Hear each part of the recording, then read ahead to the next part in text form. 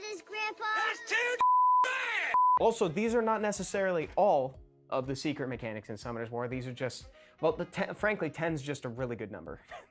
so it's 10. Starting off the list, we're gonna be discussing Threat State. Threat State is a buff that's activated by certain monster skills, and it's got a few weird idiosyncrasies about it. Threat State makes it so that the enemy player has no choice but to attack the monster with Threat State applied. Now they can use whatever skill that they want on it, but it has to be targeting that monster.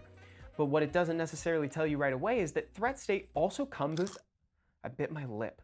But what it doesn't immediately tell you is that Threat State also comes with a damage reduction. Specifically, it reduces incoming damage by 15%. So you're not going to be taking the full brunt of the enemy's assault as long as you're under Threat State. The next secret mechanic is the interaction between Provoke and Threat State, and specifically which one takes priority over the other. The answer is, if you find yourself in a situation where you are both provoked and having to attack someone who's under Threat State, the Provoke will take precedence. This is because the player does not have agency when they're provoked. Instead, their monster will automatically attack whoever provoked them. So even if the provoker is a different monster than whoever has Threat State on, you're still gonna attack that provoker because you don't have a choice. Once agency comes back to you, then you'll have to obey the Threat State, presuming that it's still on that monster. But if you're ever in that situation, Provoke is gonna go first. Now that the Abyss floors are upon us, there's been a lot of discussion about max HP scaling damage, and for good reason. I like to say that bosses have a ton of HP, because it's the truth. But something that's not immediately apparent unless you go searching for it is that Vampire Runes don't give you lifesteal on max HP scaling damage. Because imagine how much you'd heal. Dude, you'd heal up to full. That's crazy. Next, units who are crowd controlled don't get their skill cooldown reduced on the turn that they're controlled. So if your monster is stunned and they miss their turn, they'll also miss their cooldown. That's why things like Zabala the Water Puppeteer's third skill are so good, because it's going to attempt to put everybody on one turn of cooldown, but also freeze them for one turn. So that means when they wake up from freeze on that first turn, they won't get that skill cooldown back. So it's almost like it's a 2-turn cooldown. Almost. Not exactly, because they can resist one of them, but almost. Oh, you almost had it. You gotta be quicker than that. Next, you can't glance on sleeping units. This change was made a little while ago to help further differentiate sleep from its stun and freeze counterparts. So let's say you happen to sleep a Douglas with a Hawthorne. If you attack him, even if you have less attack than he does, you're not gonna glance because he's asleep. It's semi-rare that this comes into play, but if you set it up properly, you can make some good use out of it. Next, when it comes to effects that prevent death, specifically Triana for this example, if you happen to be using Triana on your arena defense or have any effects that prevent death, you wanna make sure to put them on the far right. In the event that the whole team is cleaved, Triana will only be able to save people on our left, so her right. Next secret mechanic. Revenge runes actually come with a damage reduction. When you counterattack with a revenge set, you're actually counterattacking for 75% of your basic damage. This one is more well known now, but team up effects reduce skill cooldowns of the people that they team up with. Have you ever wondered why your Icarus have their team up ability available every single time they go? It's because they're reducing their cooldowns every time they pull a team member. Which is part of the reason why I love things like Raoak, the Fire Inugami in Trial of Ascension, because he helps get your monster's skills back online faster. Next, you cannot apply debuffs on a glance. This is part of the description of the glancing debuff in general, though it should also be known that it applies to things like Nefties that don't check accuracy versus resistance when applying debuffs. So if she glances, she still can't apply a debuff. It's just part of the mechanic. Nothing is guaranteed if you glance. The last mechanic that I'm going to talk about today, and actually I've talked about it in the past too, but it's one of those things that's so important that I feel like it needs the airtime. It's the relationship between according to and proportionate to. Hello everyone and welcome back to Summoner's War. My name is Evan and with me today, it's Jugg. What's up, Jugg? What's up, guys? So, howdy. Happy Friday to everybody. Oh my god, what's going on, chat? Kanagi, good to see you. Venchi, good to see you. Raging over there, Yuri, and more. Thank you guys for joining in today. No, you made us not watch the difference between according to and proportionate to, you monster. Guess you'll have to watch the video. Sorry about that. I was learning something. I know. Literally what he said. My bad. I was learning. My bad, guys. Sorry about that. So today, Jugg and I are going to be going over the America's Cup Day 3 of Prelims, just to kind of review and catch everybody up to speed, just in case you missed it for some reason. And then you can still be ready for the America's Cup on September 16th. So that way you've kind of had a summary thus far. Oh, my times 10 run is about to end. I'm Second Awakening Silver right now.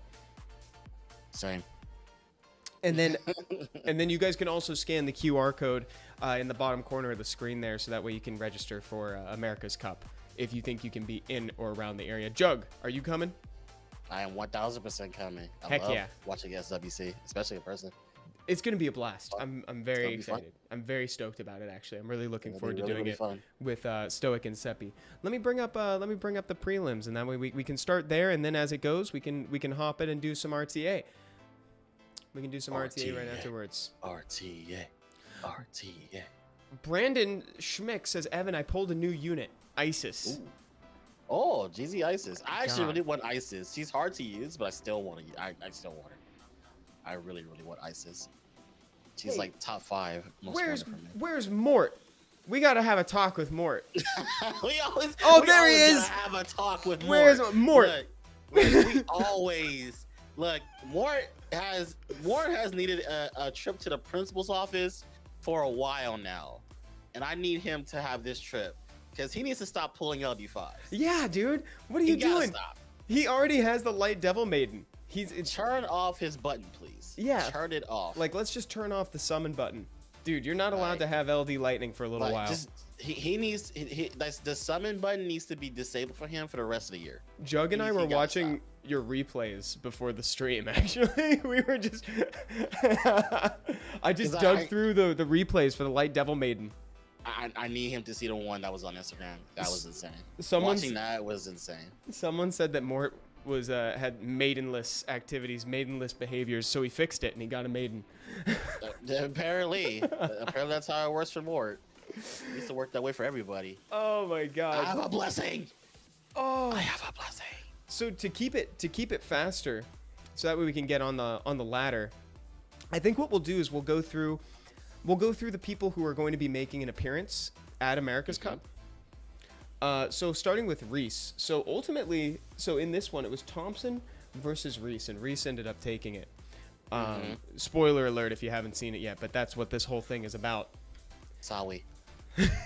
And you've already watched you watched all the prelims, Jugg, right? I saw you in chat. Correct. Yeah, I was watching.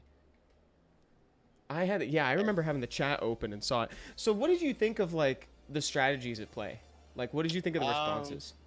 So my thing with because right now, if people aren't paying attention, Laura and Wedgett are running buck wild everywhere because they are very, very strong right now, and so that's why you see now, Rakuni is definitely more needed, but you also see now a lot more Hey Gang has become he has been up the tier in my opinion because of just how the meta is, because now we have so much cleanse, we have so much strip, and Hey Gang has become like a good option to both of those because you get a benefit when either or happens. So if a person cleanses, you get attack bar. If a person strips, you get attack bar. And on top of that, him being a strip and applying glancing is also pretty good as well. So that's why you see, because I'm pretty sure Reese knew in before the match started, I'm fighting Thompson. Thompson has Laura. Thompson has Wedgett. I need to have a Hey Gang. That's why you see a lot of Rakuni, and that's why you see a lot of Hey Gang as well. And also, if people don't know, Thompson has 2 monkeys. Thompson has a Swift Light monkey, and he also has a Violent Light monkey. So wait, ruined up at the same time? Yes, yes, he has both. See, I didn't know that he had both available. Yeah, he has both available. So that's why you'll see like a weird match where it's like he'll pick a light monkey and sometimes it's like slower. That's his violent one. Wait, and then he has a swift one that goes off, that punishes like off will. Wait, so on that game, was this the game? This is the game where it was faster than his Laura, right? Yeah. So did he maybe accidentally pick the swift one?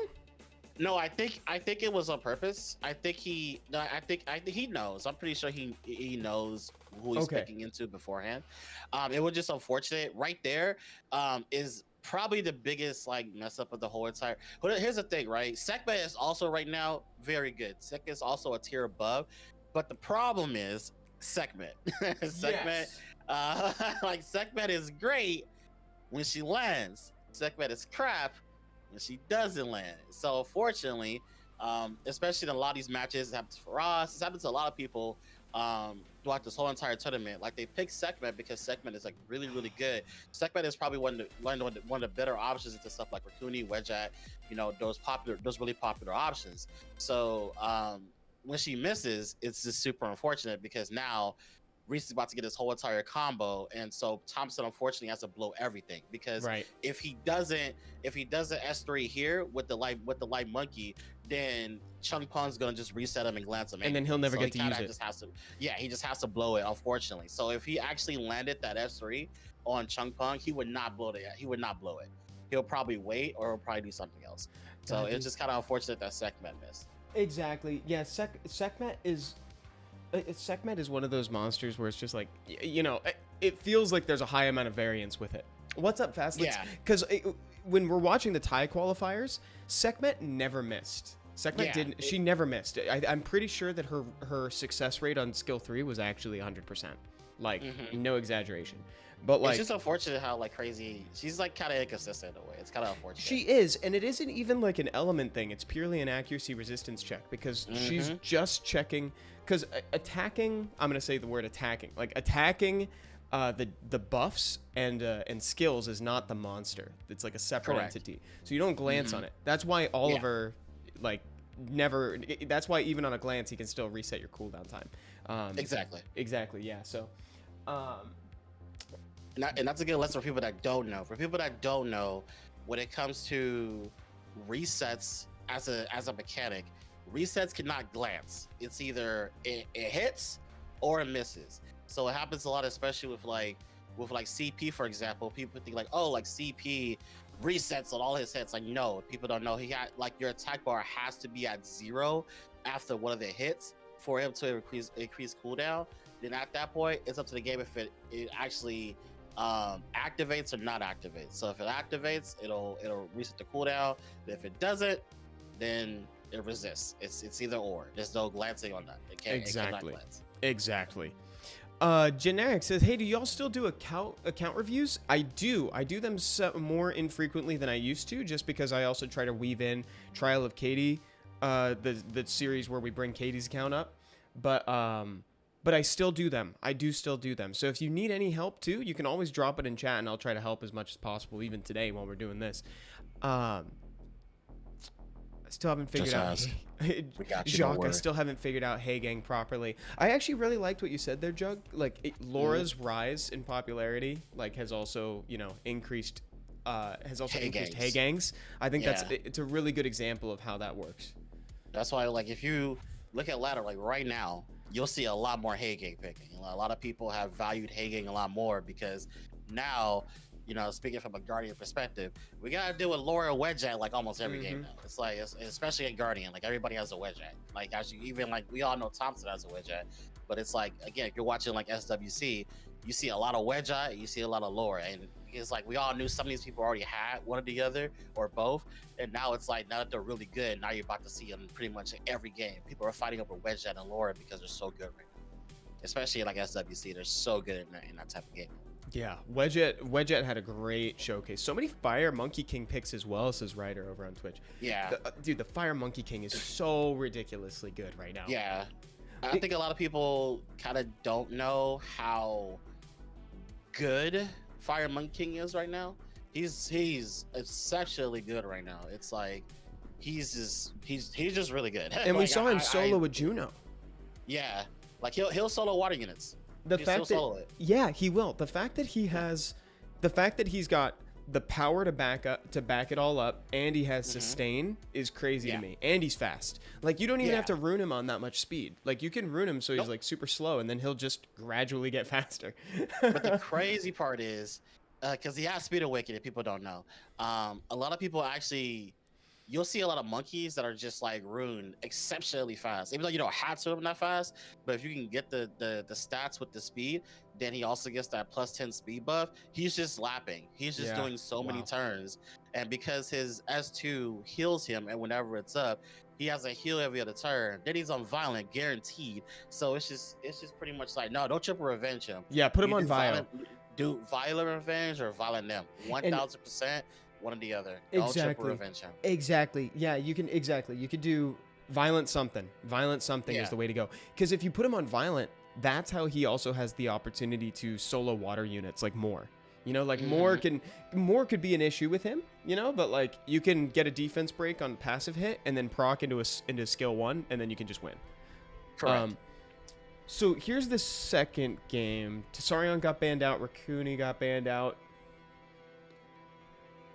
How are you feeling going into this one? The thing that I notice is that like it feels like Reese is just kind of ready for what's coming, you know? It's like, and Thompson doesn't have immunity. Like, it's just kind of easy for Reese to get in, you know? So, for example, like with Thompson, because people shouldn't, if people don't know Thompson, you should know. One, Thompson has a lot of stuff ruined with a lot of high quality runes. So Thompson has a lot of options at his disposal. So if you're fighting Thompson, you kind of have to be, it really is a drafting thing. With Thompson, you kind of have to weave him in a direction that you want him to go in.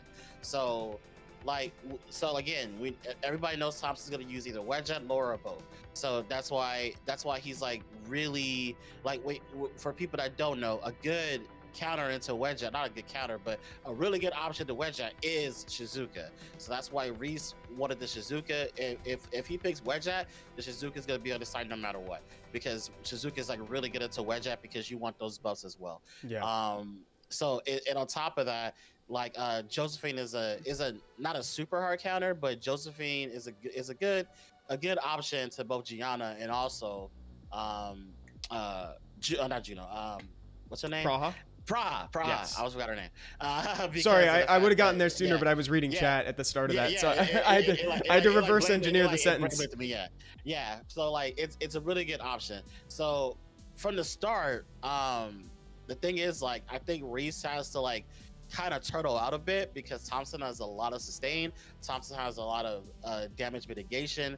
So this is one of those games where he kind of is relying on keeping Fire Monkey alive as long as possible. Yeah. So this is one of those, like, he has to wait it out and he has to survive. So he's really hoping on, like, you know, Josephine shield, some stuns, some provokes, because he doesn't want to take as much damage and he wants his Fire Monkey to ramp up to a point where the Fire Monkey can pretty much take over the game and start giving him an advantage. And on top of that, he has Shizuka, so Shizuka kind of helps out as well. But I don't think that works in this game, because it's like he's kind of turtling out a little harder than he got. It was an admirable strategy though, because like in theory, right, like the Masha was semi-optional. It's like the Shizuka, the Josephine, and the Fire Monkey were more than capable of doing it, but like Oliver just kind of takes control in that game. Yeah, that's a whole different game if there was no Masha. If there was no Masha, maybe like if he got like another sustain pick, then that's a different match, because he could kind of troll it out and he could kind of like let it last as long as he could kind of like, you know, wait for the Fire Monkey to ramp up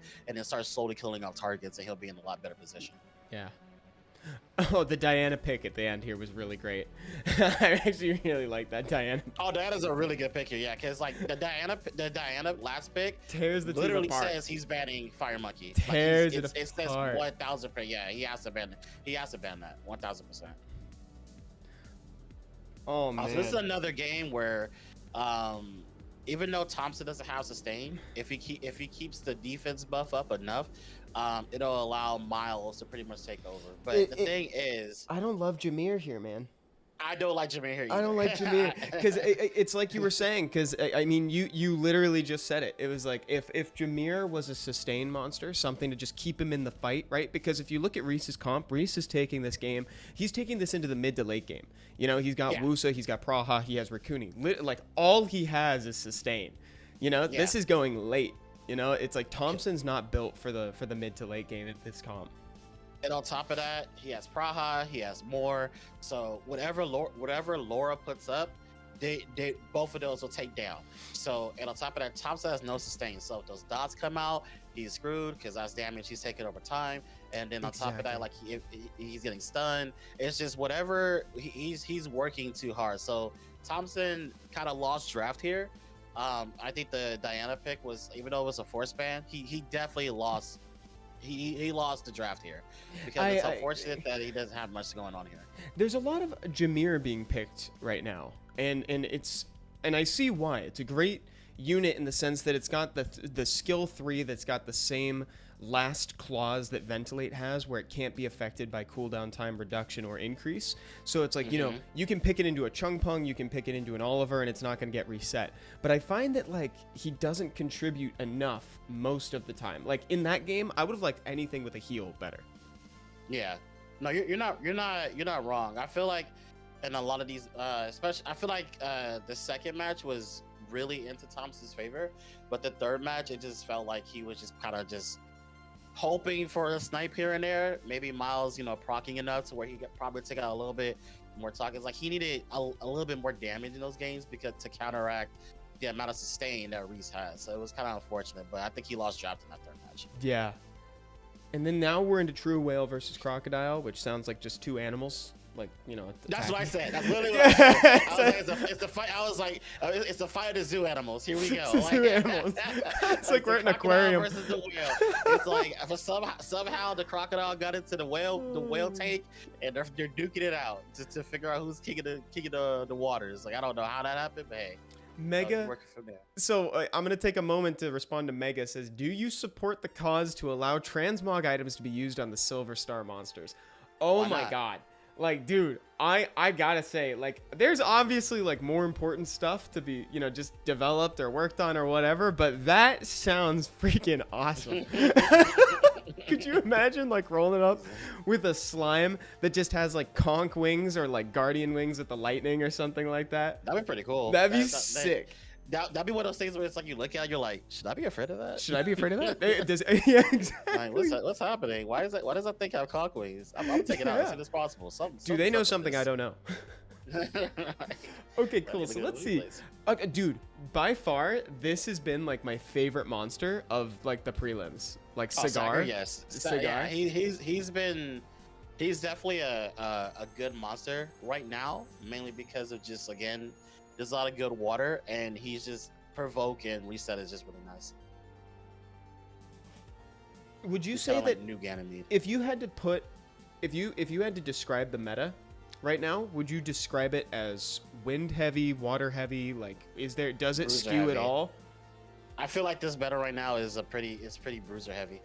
I feel like we have reached the state of the game, especially now with Rakuni, Laura, Wedgeat being so good. I feel like, especially Chrono right now, Chrono's really, really good right now. He's kind of weaved himself back into the meta because the games have kind of slowed down a bit, and Chrono loves slow down games because he's able to take a pretty good control of those games. So, like, I would say right now I wouldn't even say it's win heavy. I would say it's kind of bruiser heavy. Like, I feel like in these games, it's either if you play, like, if you're like me who plays control, if you lose control at some point against like a lot of these bruiser comps, it's gonna go downhill pretty hard.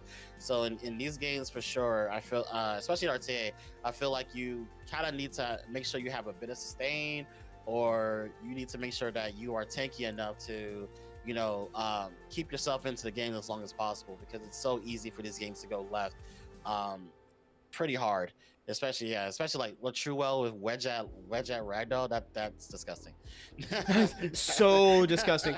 And dude, so like I'm so glad that we're doing this, by the way, Jugg. It's really fun, like, reviewing these games with you and also having the ability to pause like matches and kind of analyze them a little deeper. Like, you know, like I'm kind of like looking at this because Laura starts, obviously got the super fast base speed, she's on violent, and then procs, right, into skill 2, which is like very good because it denies the more skill 2, but I'm trying to look at it and I'm like, how much does that one actually matter? Like, I don't know, because honestly it doesn't. It doesn't, because Truewell won this from draft. I'm gonna just say that exactly. Like, won this from draft Because that's the thing. Because I remember there being like a pretty strong reaction to the proc turn 1, but if you look at who's next, right? Moore's next, skill 2, cycle, Ragdoll boosts everybody, Cigar goes next, reset, and then we're at the same result.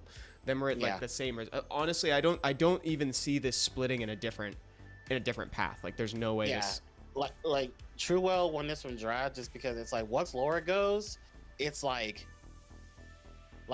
there's too much debus for more to strip, and on top of that, he has Wedgeat, Wedgeat's also gonna be pretty much on Swift, and then you also have Ragdoll. So if the Ryu goes and the Ryu crits, he's gonna get more attack bar off of that. So either way, Truewell is gonna have an advantage going into this, and it's just unfortunate. Like he just lost this for draft. There's not much he can do.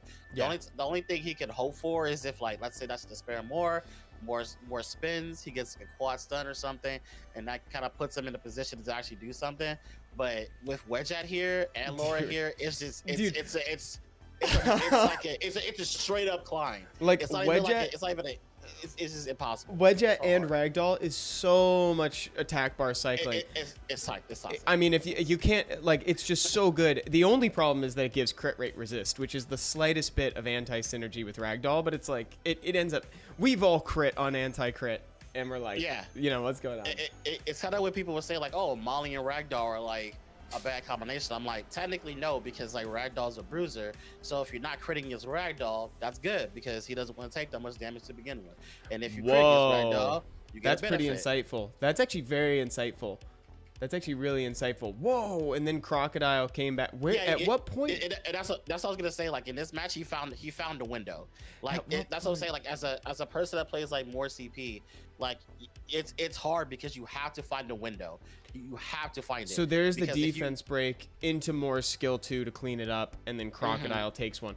So that's crazy, because that means that because True Whale ultimately recovers from this. Like, yes. I mean, Juno Verlos. It's crazy. That switch up is crazy. Oh yeah, wow. That's what I was saying. Like it's like they're fighting over lore, because lore is like so good. But it's like I was saying, like with Crocodile, like you have to find that window when you're doing more CP. He found a window, which is good, but it's like it's a luck thing at the end of the day. Like he has to be lucky enough to find that window, or if he doesn't, it's just a downhill cost. Like he has to find it if he's playing that type of draft. So when he's playing, but my thing is, if you're playing Truewell, I think it's super risky to do that, and that's why he's not doing it anymore. He may go back to it because he's gonna lose that on lore next game.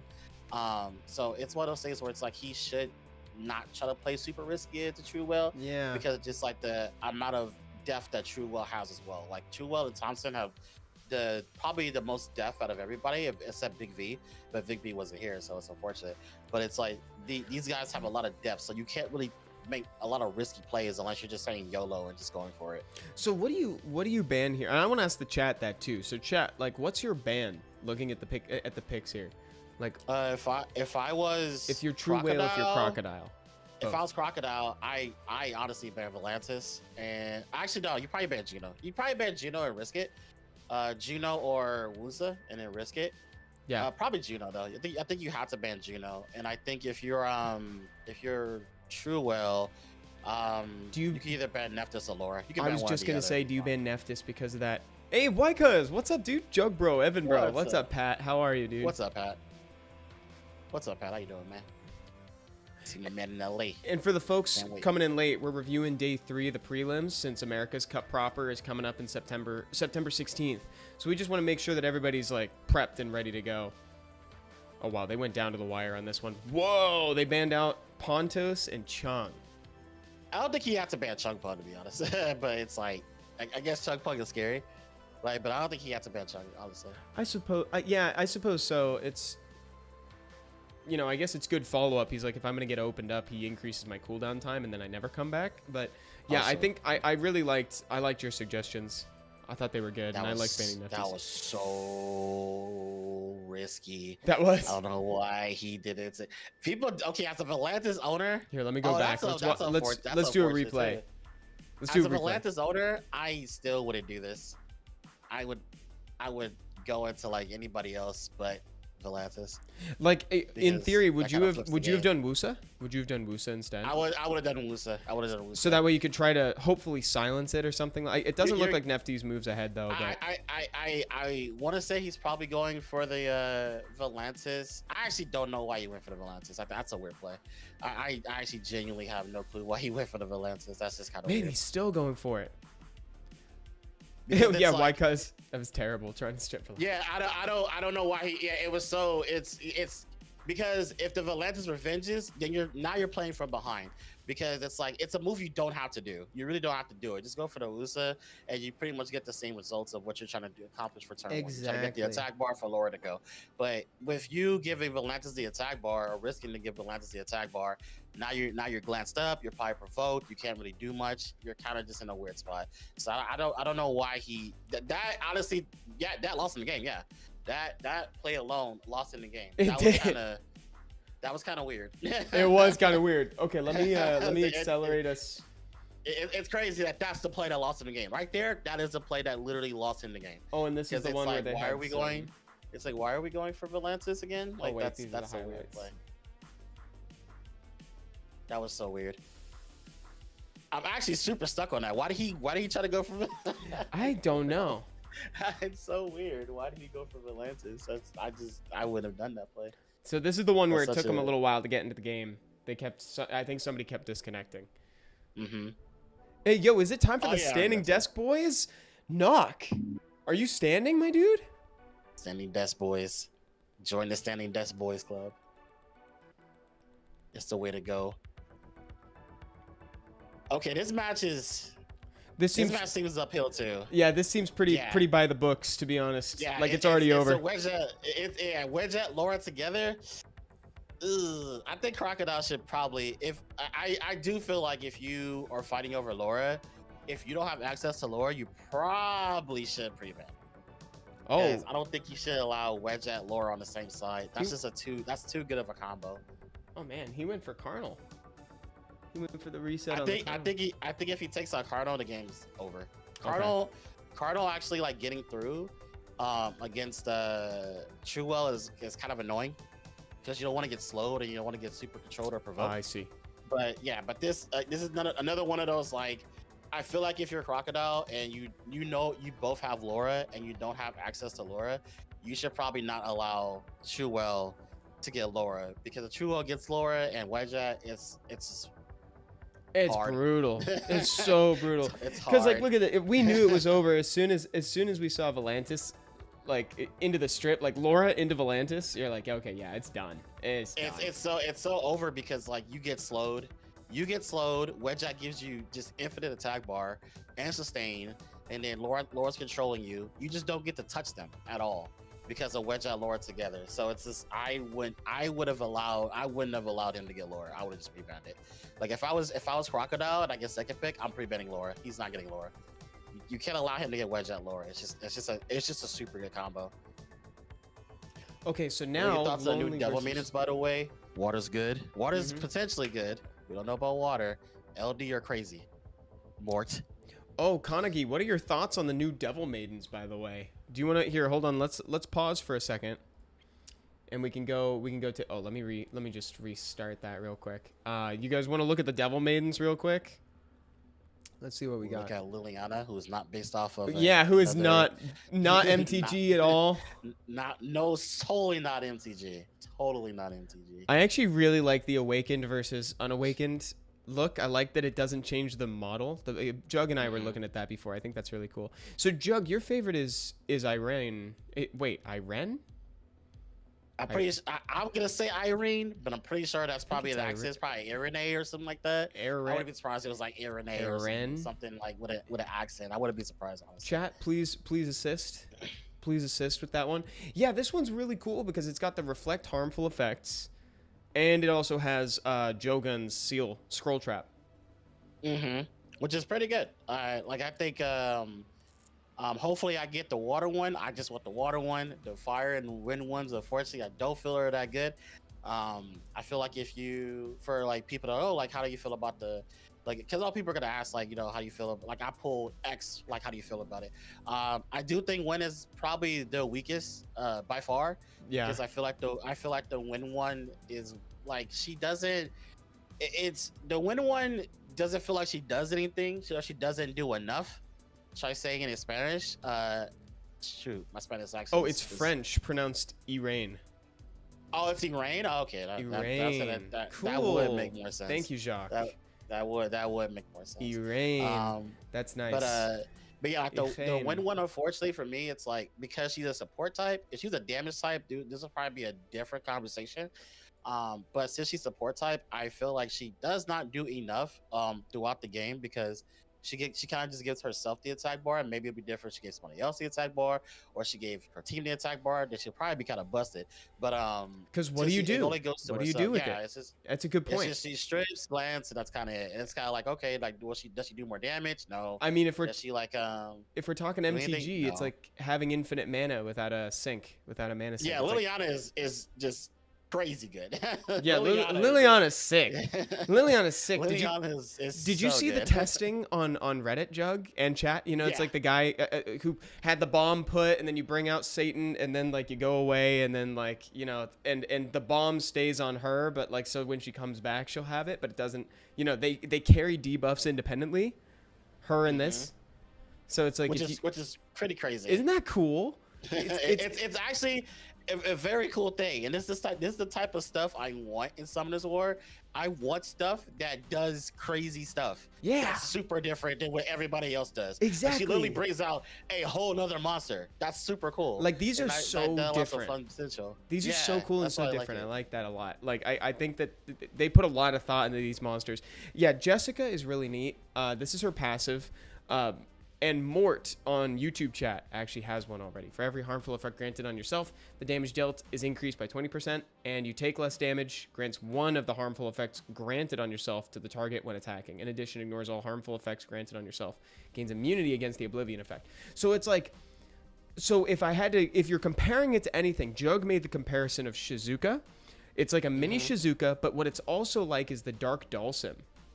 Yeah. It's also like the Dark Dhalsim. Yeah, that's true. So that's true. this is the first time that we've seen this passive. Hold on, let's see. So here it is. We'll use Cade as the example, right?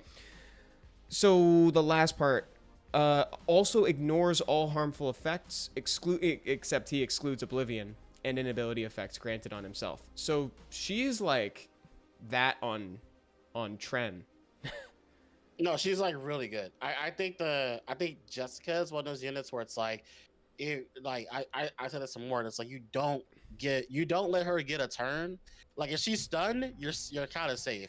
If she's not stunned, you're not safe. Yeah. So you let's say you throw a whole bunch of debuffs at her, and she's not like locked down or stunned. That will all go back to your team, and you don't want that because then you're just like getting super CC'd and like I said, it was a replay with Mort. If you want to see the replay, follow Mort on Instagram. But it's like he played against a Gianna.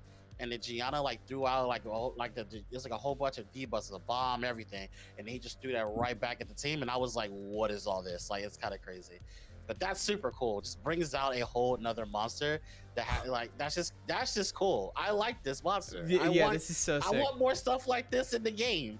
It's so cool. Me too. And it's like I don't think we've ever seen a monster with a whole separate model, but only for one element. For one element is crazy. Like, so it makes it cool when transmogs come around. You have this monster, you're gonna have the sickest transmog in the game. Yeah, and I like that. I like that even though this one has a whole separate model, it isn't necessarily the best one. Like there's a few that are like I think Jessica. I think Iraine is gonna be really cool. Have we talked about Bloodya? Yeah, Bloodya is the one they showed. I think Bloodya's okay. Rika, I think she's Rika with strip. Rika with strip. Yeah. Kinda. Like she's okay. She's all right. I like she's probably like if I had to tier them, it would definitely be like from the bottom. It would you'll win one. Fire, water, light, dark. Light and then dark. Yeah, I you still put dark at the top? I would probably put dark at the top. I would probably put dark at the top. Because I think dark just has overall use. Where light is like, okay, you would have to, if you want to really use light, I would put light like if you're fighting like a debuff comp. So you throw light out there and it's like you have to be scared of her because she gets to turn all these debuffs on her. She'll throw them back at you and the game will flip. Whereas dark it's just overall like great utilization. Like you don't have to worry about like if there's like debuffs or anything like that. You just throw her out there and she'll be good. True. And also like there's some really fun like moments that can, like memorable moments that can happen with the Dark One, and that is saying Yeah. something. It's like, you know, oh, I had like 2 bombs on me and they were gonna explode, and then so you swap positions and change with Satan, and then like, you know, say Lord of Hell is out there, and then like, you know, now the bombs, you don't have to deal with them for a little while, right? Like I think that's kind of just don't yeah. straight up call him Satan. You Satan. call him Lord of Hell. Satan. Just Satan. Satan. Like what about like the Satan? Nah, Lord of Hell. It's like and her friend, actual Satan. Actual. Who's the Lord of Hell? Yeah. Satan. Dude, Joseph's a One Piece fan. I love it. Joseph is like, also yeah, I would say Joseph is probably the example because a lot of people, I would say Dreams Joseph is a perfect example of when people always ask like, do you need LDs to be high level? Technically, you don't. You actually really don't. They help. Don't get me wrong. But technically, you don't. What trumps everything, no matter what, is a good RTA brain. And Dreams Joseph every single year, somehow, without like crazy LDs and these crazy drives. I remember last year it was like Chandra. Like he was using Chandra. Yeah, he so was. much, and not a single person I will talk to, even myself, would be like, Chandra? I guess, like if you want to use that, but he's using Sandra like almost every game, and he's finding success with it. So I think if there's anything, if the person wants to like really like, I would say if anything, if people want to like get like a good idea of like how to draft on like a budget, watch these like Brazilian players, or watch like he's not Brazilian. Lonely is though. Lonely is too. Lonely, Dreams Joseph is Peruvian. Peruvian, yeah. So you want to watch these players that like that live in the countries where like, you know, this game ain't that cheap. So it's like they make what they work on what they got and they go from there, which is honestly more fun in my opinion. I think a lot of people should really like learn how to like play on like a budget. It's way more fun. It's way more fun when you're playing like this, trust me. Dude. As a person that used to play on a budget, it was way more fun. Yeah, dude, look at this. Look at this Sekhmet gameplay, baby. Oh no, dude. Sekhmet, She missed. Sekhmet. Greatest monster in the game. No. Greatest monster in the game that just fails you every single time. She does, man. She does. It fails you every single time. Nothing That's got unfortunate. nothing got put on cooldown though, or I'm sorry, nothing got stunned. So that's fine. Like now he's actually got to make the decision to pull the trigger on that third skill when nobody's like, used anything. And then like I said crack it, but yeah, he's gonna just S3 to somebody. Yeah. It's violent. Yeah, it's just unfortunate. And like, this literally, game, yeah, like literally nobody has used their skills because Sekhmet's skill comes back if she misses, right? So you know he purely used that as a cleanse, and like now he's getting punished for it. Like nothing is really going Lonely's way right now. But also Joseph is drafting the way that he loves to play, dude. Double Valkyrie off the rip. yeah, he's crazy. He's playing like Joseph is like the perimeter. Like I'm here for the long game. I'm here to wait it out. And for Doug, no, this game is not cheaper than the countries, but a lot of people don't know. For a lot of the South American countries like Brazil, Peru, like those countries, like some is like they don't have the luxury to like spend a whole bunch of money to do whatever. Like they kind of work with what they got. So like perfect example is like a lot of Brazilian players. A lot of Brazilian players are pretty high level and they're like on a budget. They just kind of work with what they got. So they're the perfect example of that. Like you look at these games, so there hasn't been a single LD5 yet. Not one LD5. Okay, besides Nikki. Besides Nikki, like, besides Nikki, but everybody it's gets like, one. I've gotten one for I'm free to play. I'm free to play and I got one. You know, sometimes it'll just happen. You know. So it's like I said, it's one of those things where it's just like these are the perfect example of players that are high level and they make it work. They find ways to like they kind of like look around the meta and just try to rune up options that can be good against like the top things in the meta. And Dreams Joseph is a person from Peru and he's moved on. He's part of the final 8. So it's like it's one of those things where it's just like you have to like James Joseph is doing this for years, by the way. He's always been a person who's kind of just like weaved his way into like the final levels, and he's done this every single time. Yeah, he's so I think a lot of people here. should look at these players. Yeah, he's always here. Like he never I don't think he's missed a year of like getting through prelims. He's a super talented player almost every single time. Such so like he's a perfect example Like what people always say, like, oh, like, you know, you need LDs. Like, no, you don't. You really don't. Like LDs, You trust don't. me, LDs are You a don't. luxury. Like LDs are like the you know the pinky with your teeth thing. I get it, but the Man, most part, like they're making it work, bro. You can make it work too if you just really love the game and you really like putting a lot of effort into like figuring out options to like get through a lot of players. Dude, and most of like the most of the scariest, best monsters in RTA right now are elemental. They're wind, fire, water. It's like, you know, dude, Oliver, Oliver, Miles, Shizuka, you know, it's like Rakuni. It's like, dude.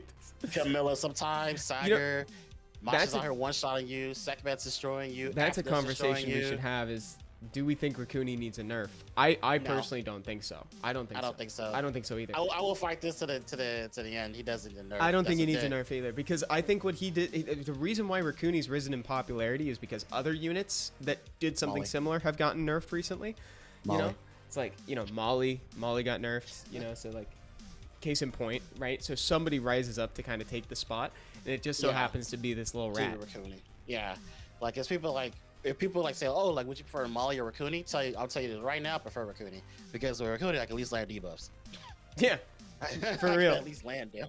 Yeah, and it definitely, now the conversation is a little different. It's like, how do you approach a Rakuni? Sometimes maybe you have to do a little bit of maybe your priorities have to shift around a little bit. We saw a lot of people attack the Rakuni first so that it wasn't a problem long term, and then like, you know, then if they're doing that, it's already treated like a Molly. It's already the same. Yeah, it's already a Molly, because Molly, you just, you know, you kill first.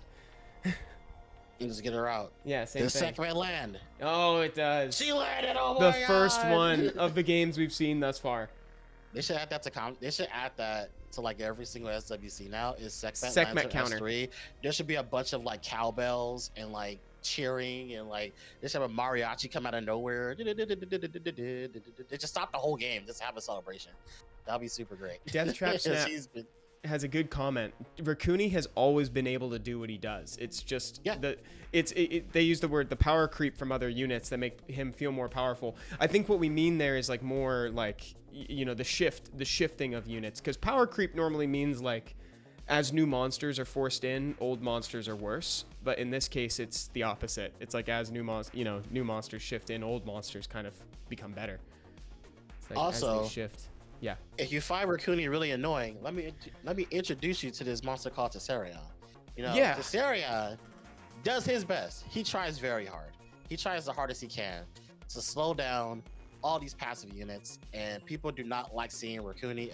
Rakuni people that like picking Rakuni don't like seeing Tessarion, because if you can somehow slow down a Rakuni, and it makes him an easy target, especially if he's defense broken, because people got to remember that Rakuni's a 3-star, and Rakuni's 3-star stats are not that great. So if you're able to defense break a Rakuni, then he is so susceptible to death because of just how his stats work. He's not that he has very low base speed. His defense is relatively low as well. So you can find an opening for sure. Ooh, speaking of which, look at how Tessarion just clutched it up and got this kill on Masha available for Suiki. That's so good, man. That was awesome. Man, Suiki is getting a really good showing at RT or at SWC right now, because he doesn't crit. He's great water damage, and like in this particular situation, he's amazing against Camilla. And he's also a bruiser. That's the main thing why Suiki has also risen in popularity, is because of the fact that he's such a really good bruiser. Because you build him pretty. He's basically like Meihao Wing, but water. Essentially. True. But can't crit. You know, and he offers a defense break on S1 instead of S2. So it's like one of those things where it's like, you know, he's basically like a water Meihao Wing. And with a lot of the fire options being so good right now, Suiki has got a risen in popularity as well. He's a pretty good option into all of that. And a lot of these guys run up like a 100 res Suiki, make him super tanky, and then allow him to basically just scale up as the game goes along. I think the only way they'd maybe get away with a nerf is to take away the skill 1 attack bar increase from all the Nat 3 Hargs and only leave it to the 4 stars. It would have to be so Death Trap, I agree that if they were to nerf it, it would need to be minor, but I don't even think it would. I don't think it'd be that, just because the skill 1 attack bar gain isn't really that problematic. That's what people have an annoyance with Rakuni is mainly just the cleanse, but personally I think a lot of people just have to learn how to play around Rakuni cleanse, because people have to remember that it's always to the lowest health target. Yeah. So before, like, you kind of have to look at Rakuni's turns and then be like, you know what? Let me like not hit this. Let me hit that. And then once Rakuni's turn go, I'll blow it into that guy. Like, it's we like used that, to know how to play like that. It's, you know, Yeah. we as a people playing Summoners War used to remember how to do that. But I think it was back in 2017, 2018 that we were doing that. Yeah, like that, and you have to kind of do that now. Yeah. You got to like you have to monitor the Rakuni's turns. Then when you see the Rakuni's turns, you have to be like, okay, let me change the way I play. Let me change the way I go into like this target. And I know it's annoying if like Rakuni procs. At that point, there's not much you can say or do about it. But for the most part, I think people just have to really start learning ways of like just playing around, looking at Rakuni's turns, and then looking at who's going next, and then make a plan according to that. Because trust me, Rakuni is a lot better to deal with than Molly. Molly is a 4-star. Molly has AoE glance on that applies to everybody besides her now, and you don't want to deal with that. But that's also why we're like kind of why Molly has fallen off, because now with Molly you can just go straight into Molly. It's like Molly. It's like now that her pass doesn't apply to herself, you just blow everything into Molly and get her out. So that's why she kind of fell off, because it's like people will just target the Molly and she'll just die, and then that's it. So I think people just have to really learn how to like go into certain targets and then make plans based off of that. And if you see a Rakuni, like, you know, there's options. We do have Tessarion. There is Herney. Herney's not bad. Herney's okay. I think Tessarion is far better. But Oblivion has to be. I think everybody should have a Tessarion build no matter what. Like, he's just really good right now. Yeah, Death Trap Snap. Again, with the good take there. It's like saying Ganny Hathor is strong again, nerf Ganny. No, it's the meta's just shifted to a place where they shine more than they did. Let them shine. Yeah, I totally agree. And like things, that's how it is. Like sometimes, I think sometimes people need to see it's like, is it a nerf or do I just look for something else? Do I just move away from a unit? You know, do I find a counter and it'll solve it? And to be honest, I feel like Ganny Hathor is popular right now because of just how because nothing about Ganny Hathor has been buffed. Like, not a single, besides probably Chiwu, because a lot of Ganny Hathor players like using Chiwu. But even then, they were still using Chiwu before his buff recently anyway. So not much about Ganny Hathor has changed. I just think there's been a lot of Ganny Hathor players that just like playing that style. I personally find it super boring, so that's why I play it. But I think it's one of those things where a lot of people just don't know how to deal with it. Like, they see Ganny Hathor, you're so used to dealing with this, that, and that it's like Ganny Hathor comes on, and it's like, what do I do? It's like you kind of get into a state where you're just like, if people don't see it coming or people don't see the signs, then it's like, how exactly do I deal with this? I think Ganny Hathor is a perfect example of, like, especially for people on ladders, how do I deal with this? I don't know how to deal with this. I've thought about this and that, I see all the time, but the Ganny Hathor comes along and people are just like, oh crap, I don't know what to do. So I would say it's one of those things where it's just like people have to just kind of like learn. Like, there's a lot going on in the meta right now. I think people just have to learn and just how to kind of grow along with the meta, because there's so many viable options of playstyles now. Man, this was so tough. Just came down to turn cycling. Just came down to cycling. This is a 100 res Suiki, so he just has to not get frozen. And then it's just, he just got a turn. He's just a little too slow. Look at this. Yeah, just a little slow. Really good. Not even. I could see people accidentally mistaking that for a proc in the moment, just because it was so fast. But nope. Bop, and then turn. Look at that. It's because of the slow. So it lapped. Yeah, That's slow, crazy. and he was lucky he didn't get frozen. He actually avoided the freezes. He did. He was just getting slow. Slow is huge right now. Wow. Okay, and then let's go to Faraz versus Zephyr. Oh, dude, Cadiz, bro, man. This game, Faraz. Game 2 was so unfortunate, but game 1 he had pretty well. Yeah. Man. Oh, excuse me, I'm yawning, guys. I'm tired, fam. It's been a busy week. The Momo first pick, I think, with Zephyr. I was unexpecting. I don't know why Momo. I feel like he's kind of messing around. I think he's messing around a little bit, just trying to keep things fresh. That's the read that I get from Zephyr. I think it was just to mess around and, you know, because I mean, also if you mess around a little bit, it's technically a neutral pick because they don't know what's coming next. It's harder to predict what you're doing. So it's inadvertently a good thing to do sometimes, but obviously she's not the pick. You don't want to bring her into this. Like, that's not what you want to pick. I think he honestly picked her as like, because it seems like he wanted to like snipe something. Yeah. First off, and it's like he wanted to get the Jameer out, and him not getting the Jameer is huge because now with the reset happening and just with everything that Faraz can put out, he's gonna be in control for a while. So like, yeah, once that turn is over, Jameer does S3.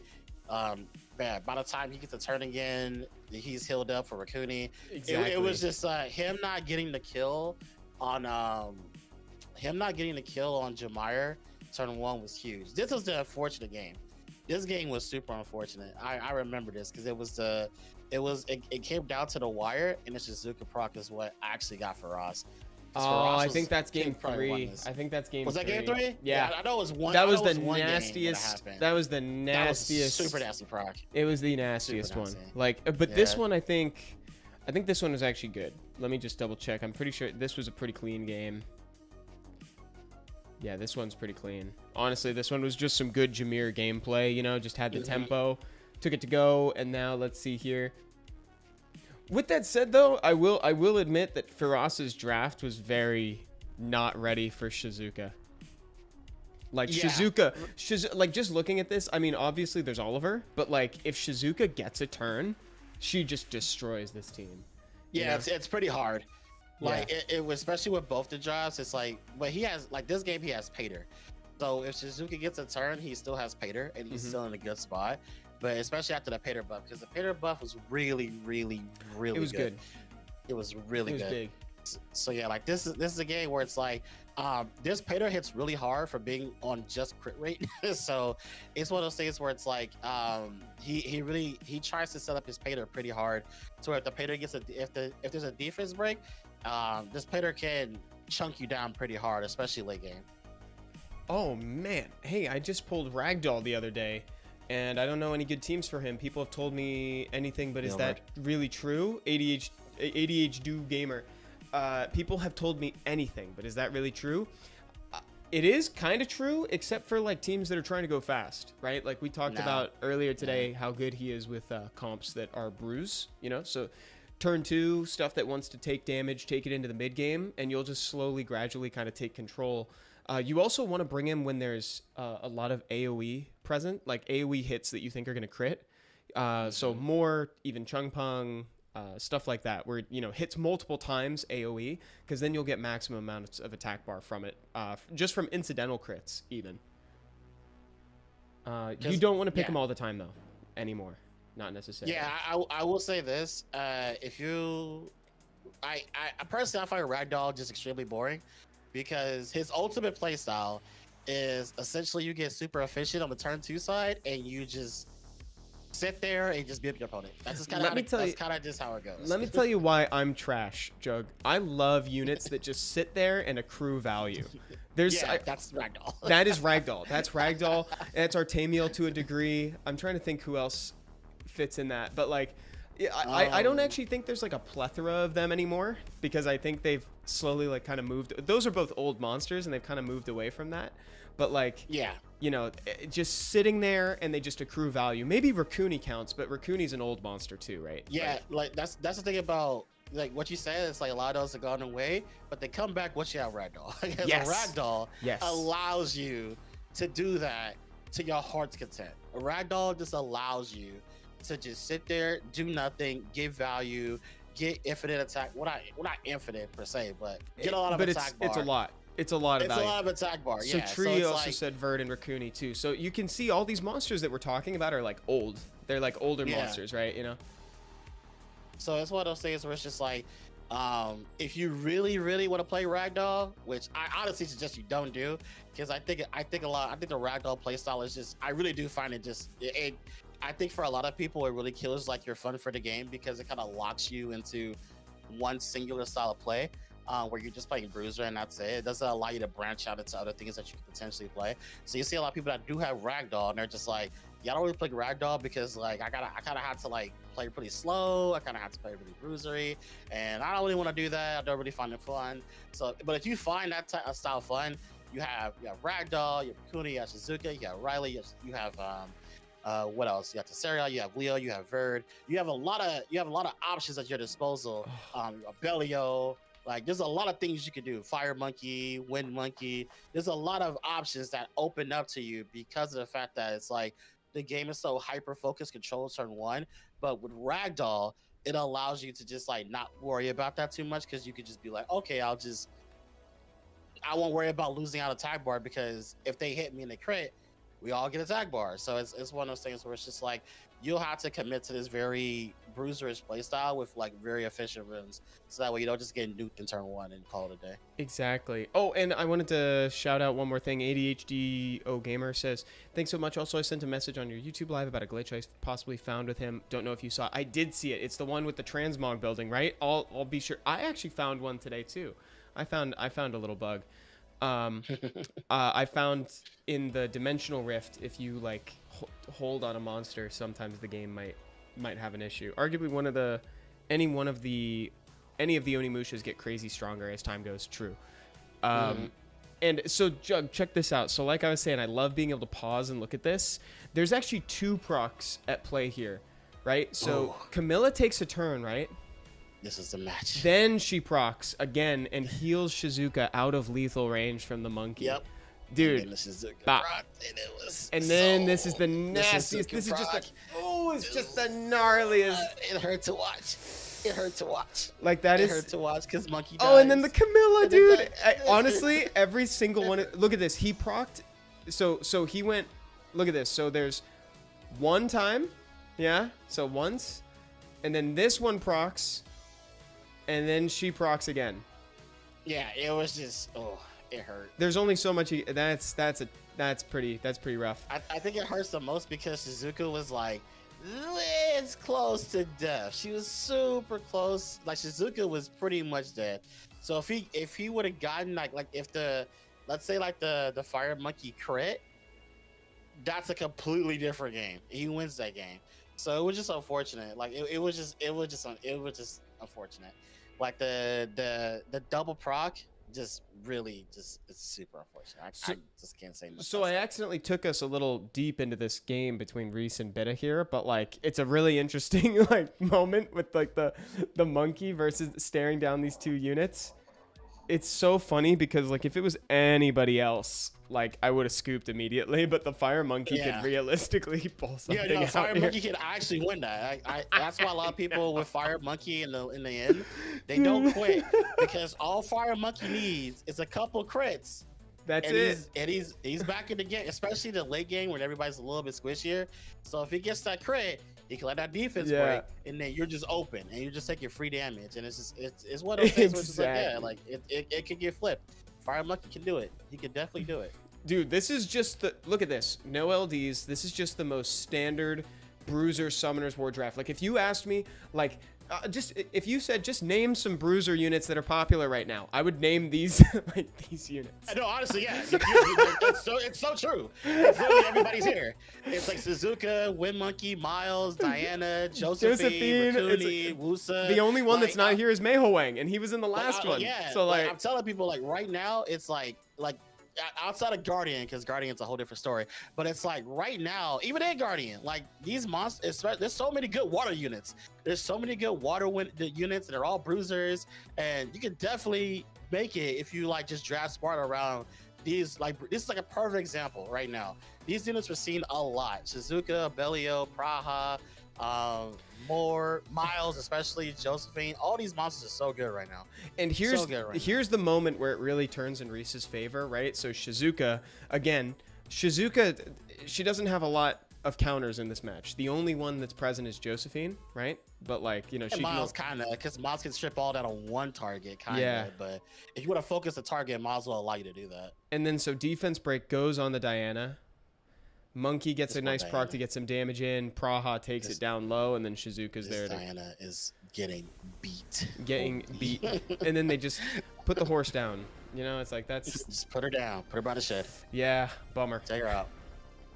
Time to invest my Devilmon in the Fire Monkey King. Dude, honestly, the Fire really Monkey good. King is so good. It's great. He's so good.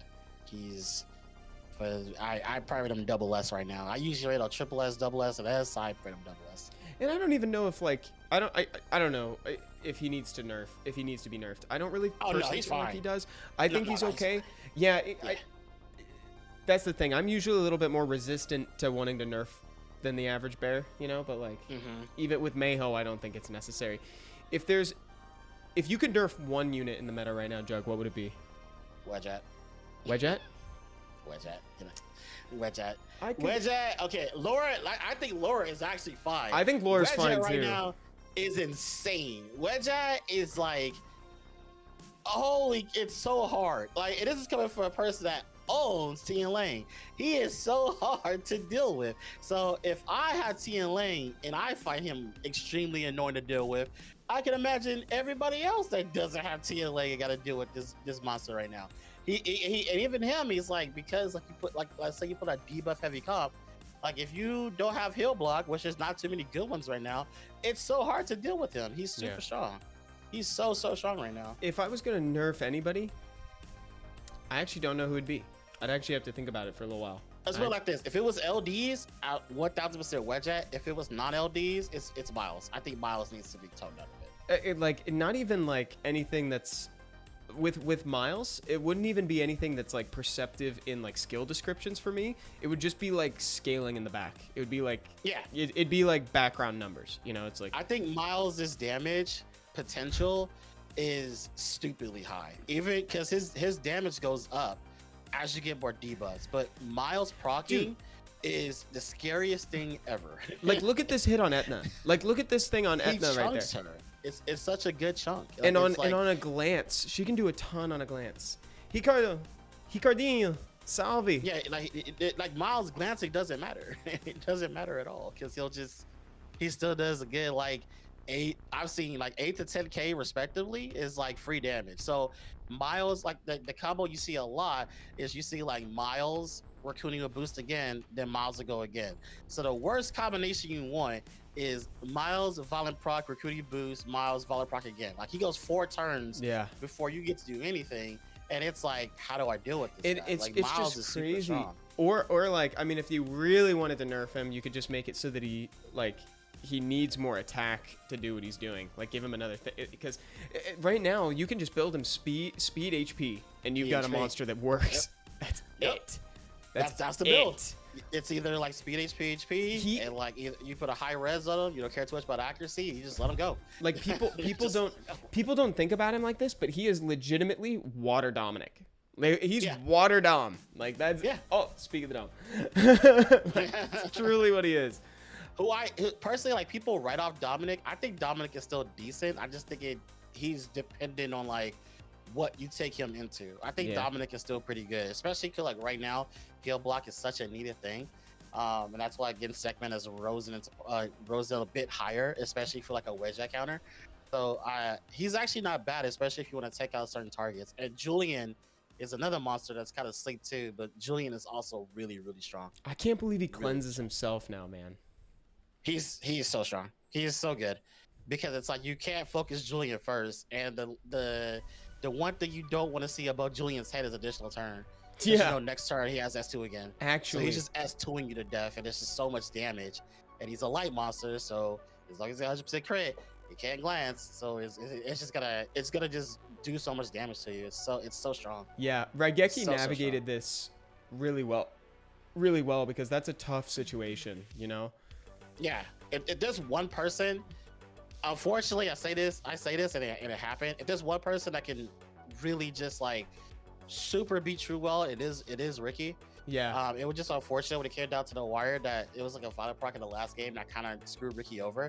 But if there's one person that Truewell has to really worry about is Ricky, because Ricky's such a solid drafter. Like Ricky is like American West. But he's not American, he's Canadian. He's Canadian. Canadian. He's Canadian West. Where it's like, you can't make too many draft mistakes against Ricky, because Ricky will just outplay you in draft. Because he's so calm and chill, especially in the SWC setting, he's very just like zen. Like there's nothing that can break his train of thoughts, and especially like games he doesn't really get tilt too often. So he's a person that stays like you have to worry about him every game. Like you don't have to worry about him ever being on tail. And that's huge. He's really zen. Yeah. Oh, Raigeki's here. What's up, Ricky? Ricky, how are you, dude? Yes, Yeah, can Ricky's just confirm. super chill. Am chill, dude. He's very chill, excessively chill.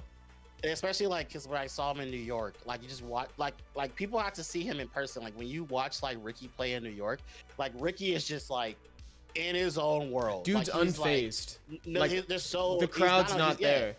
Yeah, it's like nobody's there. He's in his own little multiverse where like he's playing the game and like nothing's around him. Like he's super chill. Second game, I wanted to go on Fire Monkey. I didn't land any Sekhmet debuffs. Dude, Sekhmet was so inconsistent on this day for everybody. And like it's just unfortunate. It She's is so good. But you have to rely on this like unit that it's like one game she's like everything, and another game she's nothing. She does nothing.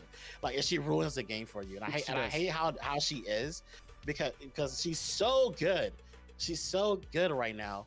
But it's like when she chooses to be bad, it's the worst feeling ever. Like you just want to throw her out a window because she's so like annoying. she can only be the best or the worst monster on your team. There's literally Pretty no much. in between. Ellie Shell, what's going on? And yeah, Raigeki, if you have more insight from these games too that you'd like to share, your experience, your feelings while doing it, whatever, we'd love to hear it. Actually, it's really unique to like get to have you in chat. Yeah, and I tell people all the time, I've said this for years, like a person that's really helped me get better at RTA is Ricky. You're like one person like you really want to talk to when it comes to like improving in RTA is kind of Ricky, because his advice is no nonsense. Like it's just straight to the point. Like if he finds it bad, he'll tell you, I don't like it, it's pretty bad, or I don't know about this. Like he gives really good insight, and it's pretty straightforward. So if you're a person that wants to get better at the game, and you really want to give in some insight, ask Ricky. Like Ricky will definitely give it to you, no nonsense. And that's another reason I've gotten better at the game, because like when I give advice, I'm the same way. I'm kind of no nonsense. I'm like, I don't really like that. That's not good. And he's pretty good about that too. Ricky says that I'm on my way home from work right now. Might be on and off. No worries, dude. You can.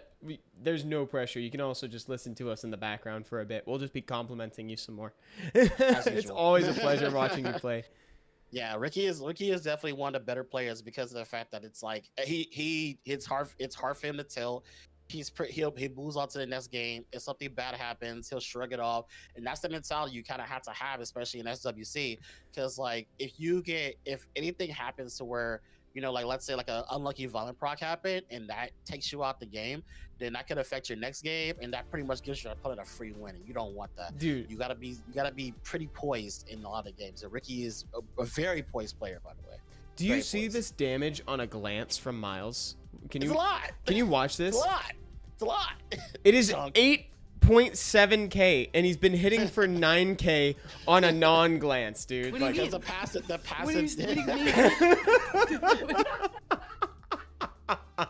I love that. I really do. Dude, 8.7 on a glance is wild, dude. Like, because his passive doesn't glance. It's a good thing I also learned. I learned this with Spires, that he actually the artifacts don't increase that damage. By the way, that's just his damage. Yeah, that's just damage from his kit. That's just the additional damage from that. The fact that it's additional damage, honestly, and it ignores defense. It's Miles crazy. He needs to be toned down just a bit. I'm not asking him to go for like 10k to 5k. I just think like 8k for free is just, dude, it was 9. It's 8.7. It's like we're rounding down when we say 8.7. Like it's crazy, man. Like, it's just crazy. Like and there's some people that Miles, especially with a wedge at Miles, that damage goes up from like 8k to 10k. Oh my probably God, a little bit more. You're right, actually. Oh, it's such a strong combo. Wow, Verd wedge at Laura. Oh my God. But again, Ricky can do this. Ricky is the one player that if he allows it to happen, like he has a plan. But I still think do not allow Truewell to get wedge at in Laura. I think it's just really hard. Wedge at Laura Verd. Jesus Christ, good night. Oh my God, the sheer number of turns. Oh my God. I don't want to watch this match. Dude's never gonna stop taking turns. Speed buff. This is one of those matches where Juno has to put in work, and unfortunately, she did not. She did not. She just didn't. She needed to do that right there, and she didn't do it. Like that was the moment because he's just gonna just focus down everybody else. Like he'll probably just focus on Jameer now. Like I would go for Jameer. Yep, you go for Jameer. You just start thinking about Ricky, Jameer. he said, "Oh, there was no plan here." No plan. Yeah, it's like you don't. You just don't give it to him. You just don't. Like I'm pretty sure. And I'm pretty sure Ricky probably looked at that draft. Yeah, like Ricky probably saw that draft and was like, I don't know what I'm gonna do here. he's like, Wedgett, Laura, Julian. I don't think they can tone down. So Carrie Bear says, I don't think they can tone down Miles. Win rate is rough, and Leo is too hard of a counter. I'm not saying that they absolutely need to. I'm just saying like 8.7K on a glance is insane. You know what they should? I mean, they could add in a clause at most that just says on a glance you'll do less. Like something like that. I think that's fair. I think Glance needs to be able to like work against his passer. He shouldn't be that good against wind units. You know. I think actually if that was the sorta semi nerf, I'll be okay with that. Me too. Because I think glances should be a thing that should be affected by him. Dude, if they said it would be reduced by 50% on a glance, 50%, that's a huge amount. But he would have still dealt 4,000 damage. He would have still dealt more than 4,000 damage there. Yeah, like Miles is just like, Miles is a unit that kind of gives me brain rot. But yeah, no, I'm watching this match and I'm just like, I don't know how Ricky wins this. I actually don't know how Ricky wins this. Yeah, exactly. That's out. Oh my god. And that takes us to the end of the prelims day 3. Jug, do you feel like going on the ladder after watching all those games a little bit? I would love to watch you play if you're I'm down to watch to play some matches. But yeah, like I agree with like Ricky there. Ricky's like, I don't have a plan. I'm like, yeah, it's kind of a hard thing to do. Yeah, exactly. Oh, wait, am I spectating or we're spectating, right? Yeah, I'll spectate you. Okay, I'll do that. That's it. Oh my gosh, Spires. Wow, I was just listening in at work, but thanks for the credit on the Miles description, Jug. Oh Spires said that's what I learned. That's what I'm saying. I thought like damage that the fire would be good on Miles, and then Spires told me like it doesn't work. I'm like, oh, okay, well now I know. Now I know that doesn't work, and I know now that Miles is just a crack unit. Man, Spires has been nothing but the homie, and then I accidentally betrayed him. My hands, they betrayed him. Nice to see Jug play some RT matches. You mean me getting mad? Sure. Spires, thanks for watching, man. Thanks for listening. See Jug play some RTA. Yeah, that's great. That's the way we round it out. Oh, you're already up there. Thank you. All right, I'm ready. I'm gonna drop you a recommend. Looking for Miles. Yeah, Miles is so good. Especially, I'm actually interested in his tournament stats. Like, I want to see how he's done within SWC, because I think Miles has a pretty good win percentage of SWC because he's so strong. Because like a lot of people are playing like super slow with like Wedgett Laura, so I think Miles just like benefits from it entirely. Is that a Zatch Bell profile picture? That is Zatch Bell. No way. 1000% Zatch Bell. What the heck, dude? Yep. That I haven't seen that in ages. What the heck? That is Zatch Bell. That's what I said too. I was like, is that Zatch Bell? Who is this guy? I haven't seen Zatch Bell. We gotta protect this guy. People don't know Zatch Bell. Watch you see Zatch Bell. There goes the Hay gang. There goes the Hay gang, which I totally expected. I'm scared of this last pick because this last pick could be a train. Too bad the Zatch Bell anime didn't catch up to the manga. Yeah, Knock, that's a good point. I never caught up to it. Yeah, Volantis. I like the Volantis pick. The problem is, I can just Juno out here, and I have to respect it. I don't have to, but I kind of have to respect it. But the last pick, okay, yeah, I was like, the last pick is either gonna be, it has to be either Triton or a strip. But I'm kind of forced to ban this. I kind of have to ban this. I think so too. I also like the new ban, because people didn't know they changed how bans look in RTA. It's like little now. Yeah, it's like it's tiny. It's a little, circle. It's something. It's something. I like it too. It's easier. It's just better visibility is always, it's always better. It's always nice. Yeah, those little tiny changes over the course of a few updates are gonna mean something big in the long run, right? So that's really good. Okay. Oh, we hate gang. Hate, dislike. Hate gang. We hate gang. Hate gang. Oh, don't hurt me. Oh no! Oh, the resistor, nice. I can. Oh, I'm still in this. No! I can still win this technically. The unfortunate part is that a Nim. Oh, he got 2 turns on my 6 done. He got 2 turns on Volantis. I didn't see that. I was so focused on Cardinal because I thought Cardinal would get a turn before him. The Masha's gonna kill me over time. I love watching. Masha procs that I pretty much I love lost. watching Volantis work. She's not gonna proc. Oh my. Evan. Evan. Evan. Darn you, Evan. Whoops, sorry.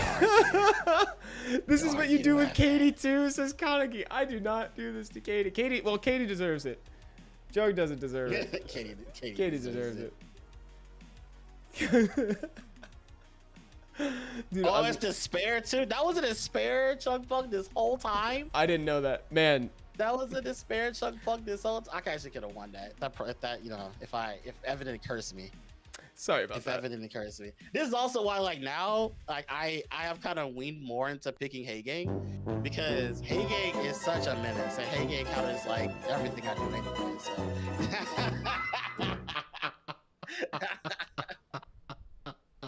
Oh, freaking Evan. I'm sorry. Sorry about that. Mollies. Do you guys like that? Typical Evan. Typical. You know? Evan is like the it's Zach Belligan. It's Zach Belligan. I know what to do. Rematch. There you go. Rematch, baby. So that's despair. We take Haygang this time. That's a despair. We take Haygang this time. We don't allow him to get it. And then now he can go into he'll probably start taking. Oh, see now he's like super hard countering me. He's picking like the Juno early and everything. That's cute. We'll kill it. We kill it. Masha's great here. Masha's great here. I'm not gonna pick Volantis. No Volantis? I can't pick Volantis because then I'm kind of forced into a spot. But you know what? Nox here. We pick Volantis every game. Nice. Thanks, Knock. Thanks, Doc. Appreciate it. The only problem is I need another speed lead. Oh, he went full turtle. He went super hard turtle. Now the problem is we picked him actually. What's going on, Emery? Welcome back. The problem is he could just ban what's his face? Haygang. Nah, he's probably gonna ban Tion Lang. Oliver, Miles. Volantis, Masha. Yeah, he's banning Miles mainly because of the fact that I just don't have a lead outside of that. I'm like, Tableau, what's his face? I'm like, Tableau huge. Tableau huge. Tableau time. If only I had my Tableau build. Okay. We love gang. I want to push this back. Love gang. Thank Over. you. And I want to do this. Nice. Oh, and it cleansed the Juno. You love to see it. Now they don't get the heal. That's actually perfect. That's amazing, dude. That's actually so good. Because now they don't get the heal from her at the start of the turn either. That's genuinely perfect. That was so fun. I was hoping that Bellio didn't go, but he provoked me 3? Wow. What? He got 3? Wow. He got 3 provokes on me. Crazy. He got 3 provokes on me. That stinks. That's we got a big stun. We crit on Abelio right now. If you hit Abelio, you crit. I think I did crit too. Yeah, you did. I'm telling you. Sometimes you can just feel it. You can just feel it in the air. Stop Rocky, please. Please stop Rocky. Cease. Please stop Rocky. Please. Please. Please. Please. Begin stopping. He's healed. He's healed above threshold. That's and it's gonna cleanse Abelio, but if you did defense, I guess it did it either way. Yeah, the Raccoon man. The Raccoon like cleanse above was. Who do you think the best druids the best druids right now? Is it just is it Tyrannus at the bottom? Is it Tyrannus? Tyrannus is definitely at the bottom. Poor Tyrannus, man. He's just so old. He needs like He needs something new. He That's does. the problem with Tyrannus. He's just kind of out of date, unfortunately. Yeah, it kind of stinks because it feels like the meta right now. This feels like the environment for him. Like nobody's playing Mephisto anymore. You know, it's like, yeah, Tessarion's here, but we've got Cleanse for that. I feel like if you could play Tyrannus in any meta, it'd be right now. But Oh yeah, it would definitely be right now. which is saying something because nobody's playing him. Yeah, like you just Tyrannus just needs like he just needs something. He needs something added to his kid. He's just super out of date, unfortunately, and that's just the problem with Tyrannus. He just hasn't had anything new. Like Pater has the new Volantis, Abellio. All these monsters have had like an update, and then like you look at Tyrannus and it's like, oh Tyrannus, where you been? Oh, I've just been hanging. Do you wanna? I'm just hanging. You want me to take a turn? Nah. You're going back in? I've been playing Arteian again in a bit, so it's like I kind of see right now. I'm kind of getting into the meta too, because like a lot of things have shifted. Because a lot of people are playing super slow, and so like I haven't played slow in a while. So it's like it's kind of one of those things where you have to like kind of just slow down with the game right What do now. you And have unfortunately, built? like What do you have built currently? the standard stuff that I've been using for so long. Okay, got it. Sunfine. Noted. I've actually added some monsters back into the into my box, like what is it, Cardinal. But Cardinal wasn't in my box before, but now this is a perfect game for Hagang, by the way. But there's like it's basically like right now I feel like I had to okay, calm down, sir, please calm it down. I've kind of like getting adjusted back to like how the meta is right now, because the meta is kind of everywhere. It's kind of in a spot where it's just like there's so many viable things and you have to worry about so much things coming at you, and like especially with Hagang being such a good pick now, when you draft certain things, you have to worry about like certain things being thrown against you. Like I know if I pick Volantis, I'm gonna get what's his face? I know I'm gonna get Junode or what's his face? I know I'm gonna get Junode. I know I'm gonna get Josephine, Raccoony. Like those are gonna happen. Then you have like if you pick like Control, then you're gonna fight those things plus some other things. There's a lot of good turn one options. Like right now, it's just like there's so many viable things going around. If you stress speed, it doesn't Emery, matter. is it Might as well cringe to defense have a break away. Devilmon 6-star in 100 res and 100 crit rate? Because I have it. It's weird, but hey, do you? It's so funny because a Devilmon doesn't even have a skill that can target somebody else. Like he physically can't do damage. It's incapable. Nox says, "I will do me." Okay. Do you? Yeah. You do you, man. I believe in you, Nock. I believe in you. If there's one person I believe in to do this thing, it is 1000%. Well, so far things are looking great. Actually, fine as long as I kill this Oliver, don't stun me. Oh, it doesn't matter. Oh, yes, Skill 2. Oliver should be dead. Bop bop. That's not dead. He's not It's not dead. Now he's dead. Now He's dead. Woo! Scared me. Oh my god, that scared me.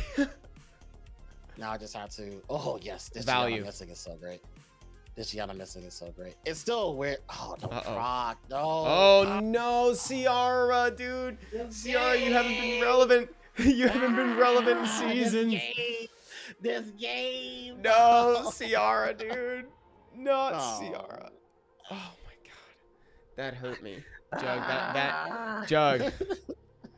Oh my god. This game is rough. Oh no. It's rough. We got time for one more. Let's get the win. If we win the last one, we win them all.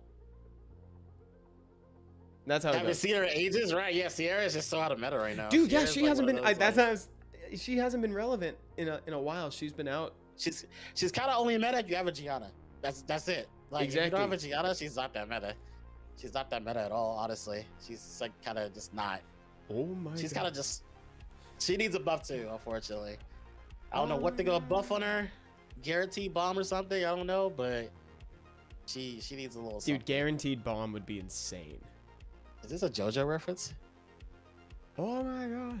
Oh my god.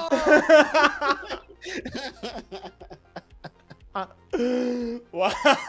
Oh my god. Oh my god. So good, dude. I love JoJo's.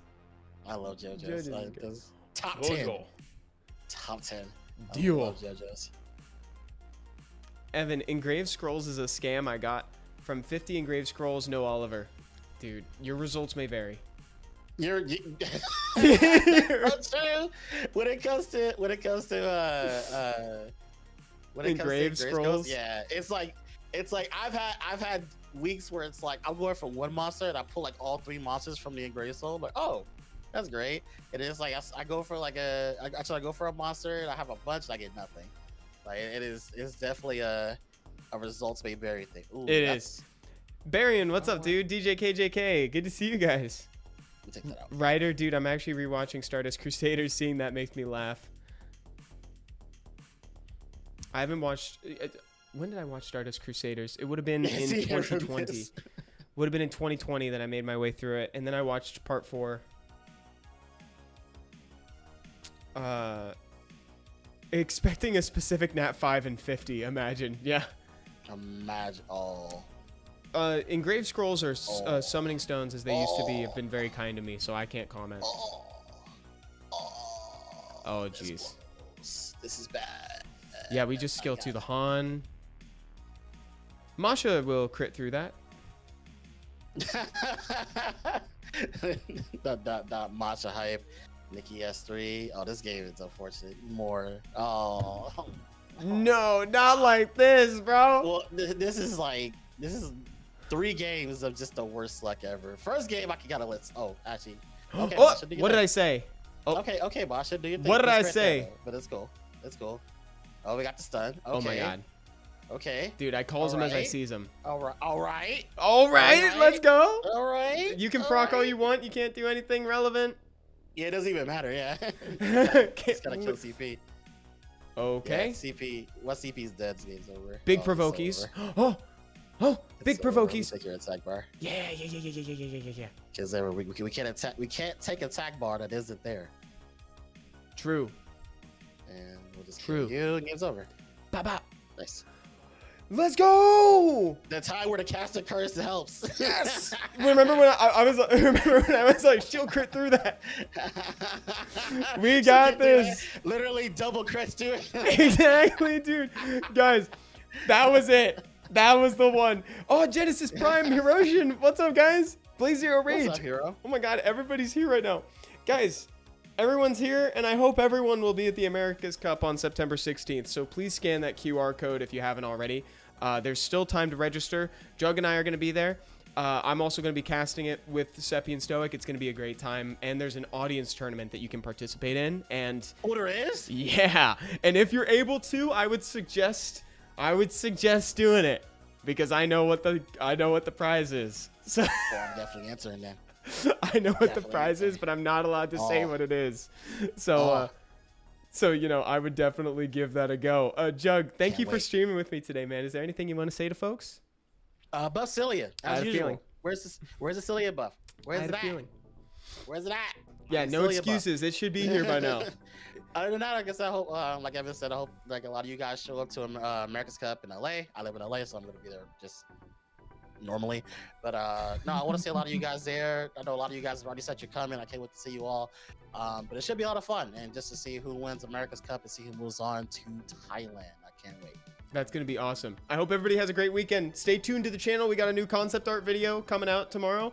And stay in chat. If you're on Twitch, we're going to raid somebody. Bye, everybody. Later, guys. Today we're going to be looking at 10 of the secret mechanics in Summoner's War. These are things that the game doesn't necessarily present to you front and center. You got to go digging for them. I'm tired of this, Grandpa. That's too bad. Also, these are not necessarily all of the secret mechanics in Summoner's War. These are just, well, frankly, 10's just a really good number. so it's 10. Starting off the list, we're going to be discussing Threat State. Threat State is a buff that's activated by certain monster skills, and it's got a few weird idiosyncrasies about it. Threat State makes it so that the enemy player has no choice but to attack the monster with Threat State applied. Now, they can use whatever skill that they want on it, but it has to be targeting that monster. But what it doesn't necessarily tell you right away is that Threat State also comes with... I bit my lip. But what it doesn't immediately tell you is that Threat State also comes with a damage reduction. Specifically, it reduces incoming damage by 15%. so you're not going to be taking the full brunt of the enemy's assault as long as you're under threat state. The next secret mechanic is the interaction between provoke and threat state, and specifically which one takes priority over the other.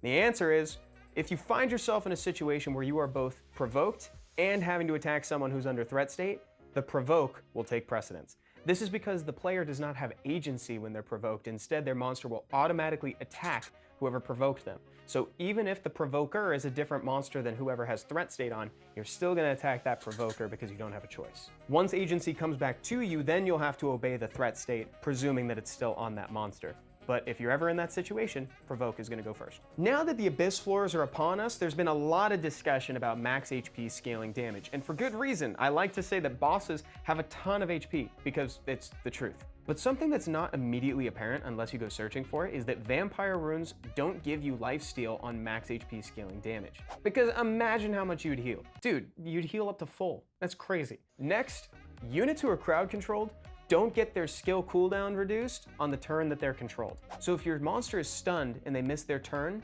they'll also miss their cooldown. That's why things like Zabala the Water Puppeteer's third skill are so good, because it's going to attempt to put everybody on one turn of cooldown, but also freeze them for one turn.